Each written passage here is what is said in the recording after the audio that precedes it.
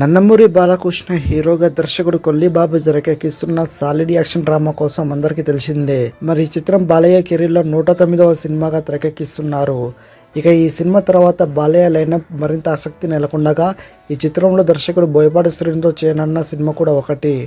మరి అది అఖండ 2నా లేక వేరే చిత్రం అనేది పక్కన పెడితే డెఫినెట్గా ఈ క్రేజీ కాంబినేషన్ హ్యాట్రిక్ హిట్స్ తర్వాత మరో సినిమా ఉంది అనేది కన్ఫర్మ్ అయింది. మరి ఈ సినిమాపై లేటెస్ట్ బజ్ ఒకటి వినిపిస్తుంది. దీనితో ఈ చిత్రం ఈ మార్చ్ 25న ఏదైనా క్లారిటీ వచ్చే ఛాన్స్ ఉన్నట్లు తెలుస్తుంది. మరి ఆ రోజున ఏదైనా అప్డేట్ వస్తుందేమో చూడాలి. ఇక ప్రస్తుతం బోయపాటి గీతార్స్ బ్యానర్తో సరైనోడు తర్వాత మరో సినిమా చేస్తున్న విషయం తెలిసిందే.